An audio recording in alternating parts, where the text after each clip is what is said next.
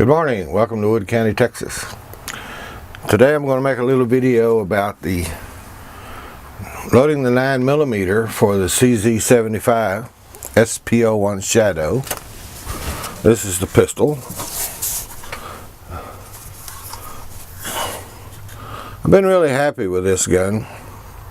It's a fairly new acquisition, just a couple months ago, but I've already fired several thousand rounds through it without a single hiccup of any kind. The only fault that I can find with the gun is that the front sight is a little bit short, and it makes the gun shoot high. Just a couple inches high at 20 yards, but it's a little aggravating. I've been shooting it in Steel Challenge and having to hold the pistol on the bottom half of the far targets, and I'd rather just hold it in the center, if you know what I mean. But before attempting to replace the front sight, it's a fiber optic front sight, and it's the first fiber optic front sight pistol I've ever owned, and I'm not really that thrilled with it. I've been trying to give it a good try, but I may end up ordering a new front sight from Dawson Precision that's a little bit taller and just a standard Partridge front sight. These front sights are fairly easy to interchange. You drive out the pin, and the sight sits in a longitudinal dovetail. The pin just keeps it from moving forward and back. So you drive out the pin and then drive the front sight forward to pull it out of the slide. And like I say, I just find the red dot a little distracting. I can't decide, well, am I supposed to hold the red dot in the center of the target? Am I supposed to hold the top edge of the sight in the target? It does make it easier to acquire the front sight, but it's also so brilliant on a bright day, the glow is, that it's a little blinding. You really can't see the top of the front sight. So, I know they're all the rage these days, but as you can tell, the pistol's clear. There's no magazine. So let's say I'm really starting to like this pistol, but I prefer to shoot 147 grain 9mm loads, and it shoots them about 3 or 4 inches high at 20 yards. So I recently started loading the 124 grain bullet from Barry's. This is the 147. I've been shooting out of it. It's just a swaged lead bullet with a copper plating. They're fairly inexpensive, 7 or 8 cents a piece. And it has a plain base. This one appears to have a bit of a cantilever in it, but it's actually a bullet that's been loaded and crimped pretty hard and then pulled because I was out of them. So I pulled this one in order to make the video. This 124 grain, I like the holes it makes in paper targets. It's probably the most accurate pistol bullet I've tried in this pistol. It's called a 124 grain flat point hollow base thick plate. It's kind of specific. That's what it says on the box. I finally figured out what all the abbreviations stand for. It does have a hollow base. Once again, it's swaged bullet, and then it's copper plated. Thick plate means they just left it in the plating process a little longer and then restruck the bullet again to make sure the size hadn't changed. So I bought these. These are also Barry bullets, 115 grain. The 124s shoot a little lower than the 147, so I thought I'd try the 115s to see if they would shoot even lower. They're also hollow base, thick plate, but have a round nose.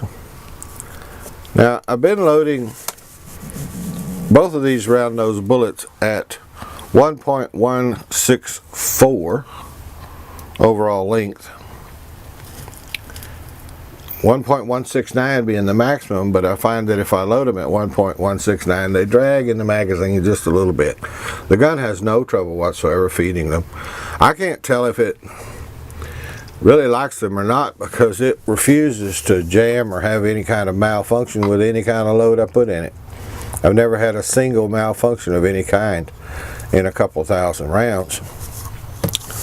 I didn't buy the gun new, but it was as close to new as I've ever seen for being a used pistol. So, I've been shooting 4.0 grains of Winchester Superfield WSF with a 147. And I was shooting 4.5 grains with the 124s. So I went to 5 grains of WSF with the 115s. Now the velocities are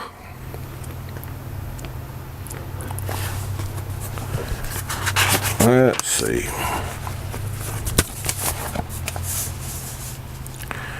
Four grains is giving me 956 in the 147. 4.5 grains is giving me right at 1100 feet per second with the 124s. And 5 grains WSF with the 115s is giving me right at 1200. So these I'm actually making this introduction after the range session, so that's why I know what the velocities are. But we're taking these to the range in the video and firing them to see if I can get any change in elevation with the change in weight. I did go to the range. I shot a little bit on camera just at some paper plates, and then I got out the grid targets and worked at it a little more with the chronograph. And the 147s at 20 yards are shooting 3 inches high. The 124s are shooting 2 to 2.5 inches high, and the 115s are shooting about 1.5 inches high for 10 round groups. So we're still a little high, although I can live with 1.5s. So I'm going to go ahead and load a bunch of 115s, as you can see, and take them to my next Steel Challenge match and see how I like them. But the range session with this pistol starts immediately after this little clip. So I appreciate your time, and stick around and we'll go to the range.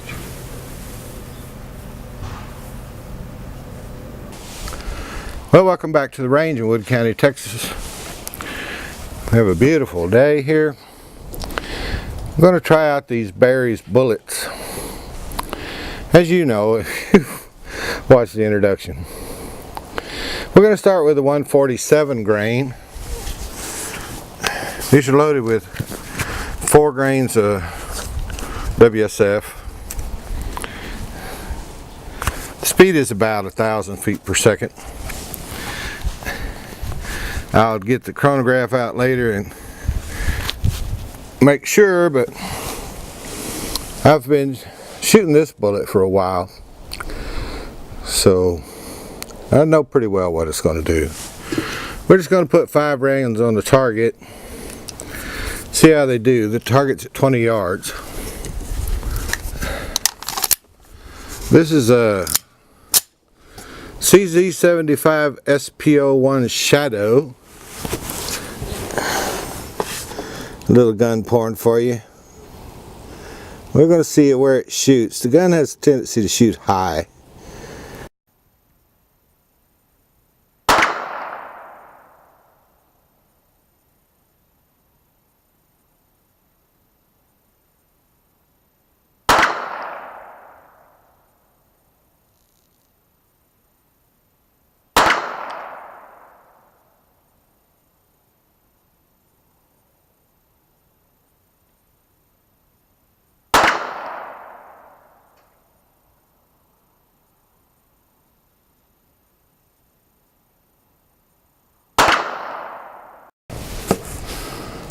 Alright, a little target change and we're back. These are 124 grain flat point hollow base thick plate.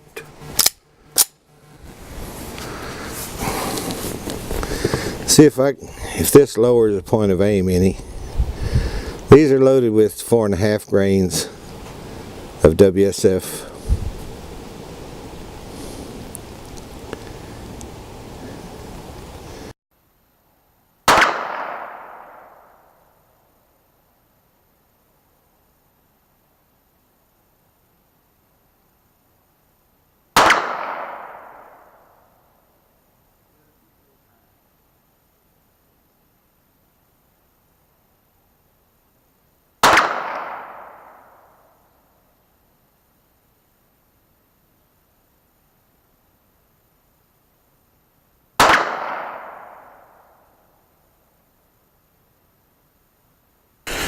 Alright, 115 grain berries, round nose, hollow base, thick plate, loaded with 5 grains WSF.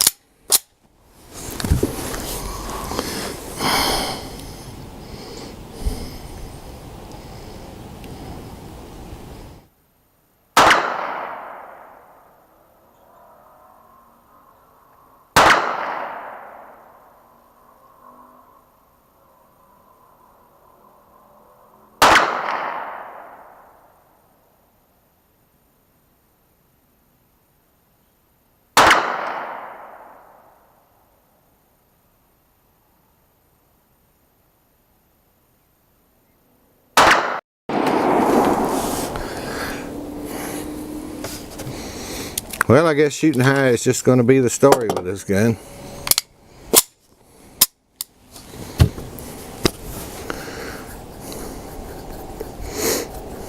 I'll have to find me a taller front sight if I want it to shoot dead on. Although that one seems to be a little lower. May be able to live with that one for a while. Maybe shooting a little high will help compensate for my jerk when I'm shooting fast. But we'll see. I think the next match I will shoot that bullet. Recoil impulse seems to be really low. It's louder than the previous rounds, but the previous rounds are either subsonic or transonic. This one's definitely supersonic. But we can live with that if we can just get it to, I don't have to hold on the bottom of the plate. But I think that'll work. So, thanks for watching. See you next time.